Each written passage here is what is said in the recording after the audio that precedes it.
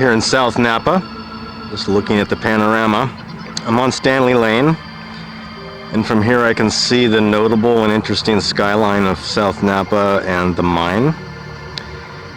And as you notice the contour and growing patterns, especially from the map view, you'll see some areas that just simply don't have a crop in prime regions. And here's an example.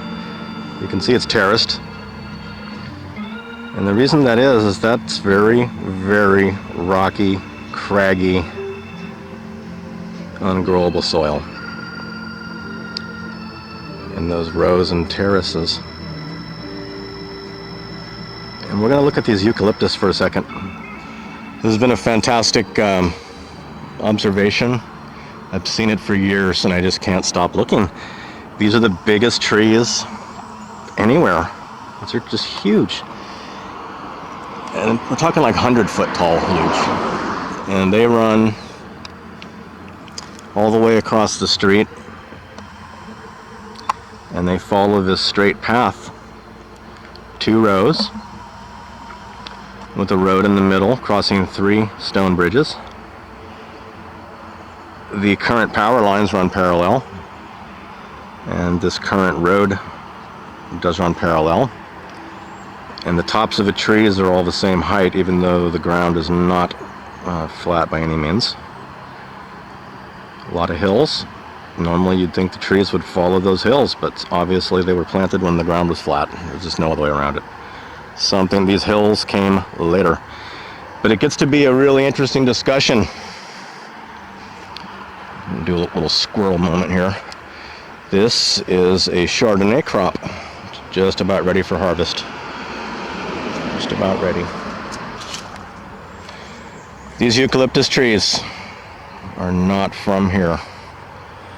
They are said to be non-native blue gum from Australia. And a large problem appears when we analyze the size and age. Look at all these guys. The trees were planted before the buildings were built. They're older. These trees were planted before the area was founded. They are older. And then they found out, according to the narrative, that this important wood was not suitable for building. Maybe not till 400 years old, when the crop is matured. Very unusual story. But I'm looking for some help in the area, so if you're able to use the Google tool, take note of this area. This path of eucalyptus forms a miles-long polygonal shape, and out in the wetlands between where I'm standing and the mine are evidences clearly seen from the air, restricted area, not legal for trespassing, unless maybe I show up on a canoe on the shore, then maybe. But get back to the Google Maps. There's evidence of tremendous infrastructure. There's very long canals, and there are evidences of terraforming in the form of artificial shorelines. And the more we look around this area, wow, spectacular. So I'm going to keep looking, but calling out for help. So look at the map and see what you notice in the area.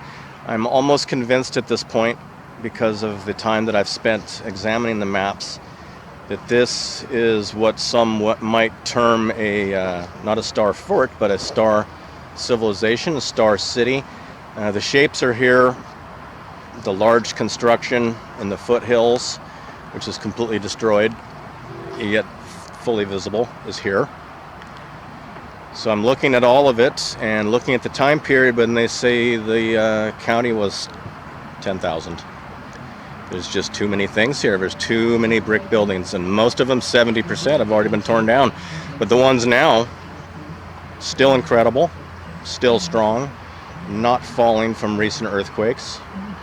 The anniversary of the largest earthquake in living memory in Napa County was this week.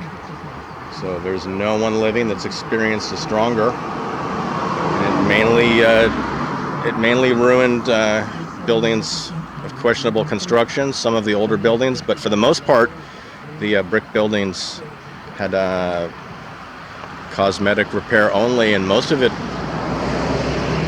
too expensive. It's too expensive to do the repairs. It's actually cheaper to tear the building down instead. So example is the Franklin Station Post Office, which is still surrounded by barricades, but it was estimated to be a $4 million repair or a $500,000 tear down.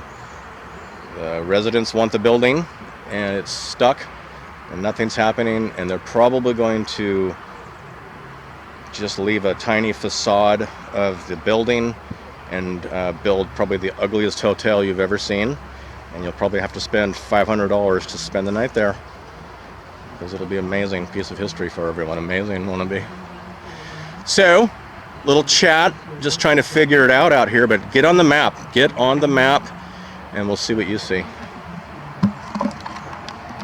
Massive eucalyptus, and these are all the way down south. They follow the El Camino Real. They're navigation points for those traveling. You don't even need a map. You just look for the giant trees and go that away.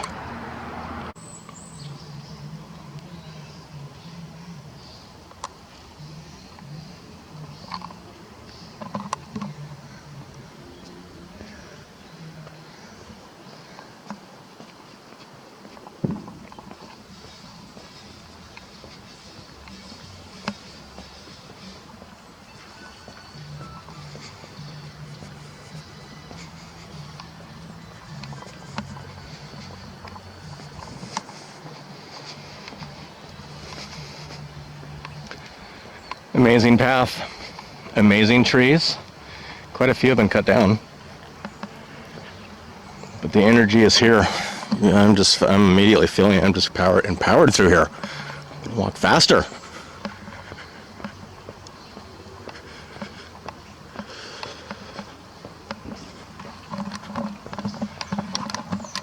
They say it was for a windbreak. That's why they built these, right? Planted them for windbreaks. But these guys are incredible because they were planting their windbreaks for their grandchildren. Great-grandchildren will have a windbreak. Plant the ukes. Aren't they huge? Double row. So all the gaps are missing the trees. It was all the way through here. And they pruned them out over the years.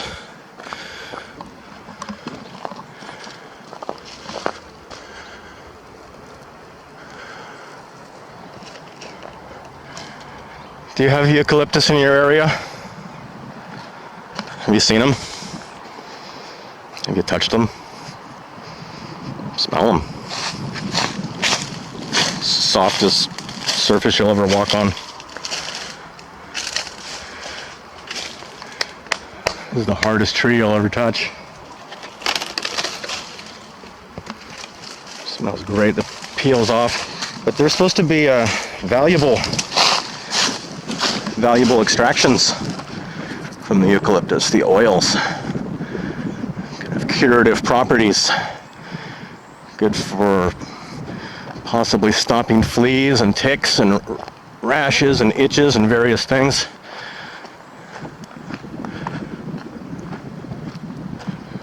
They're just here. They're just here. Nobody uses it. Nobody uses these trees. They're even supposed to be terrible firewood. I beg to differ. If you're responsible, this is the highest temperature firewood I've ever put in a thing. Crazy. It smells amazing.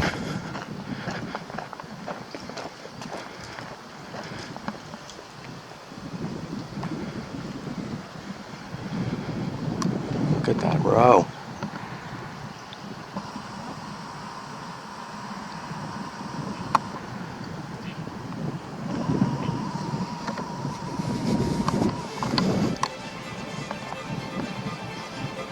wind's coming up. But that's the thing about the so-called windbreak. So when it gets really windy and you're walking amongst these things, it's just you get hit by the wind. It doesn't stop the wind. The wind running through the leaves creates an amazing thing. What do you think?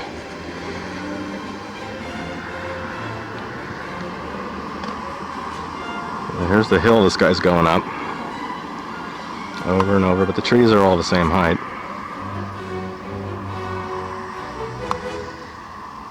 All the way to the Napa River.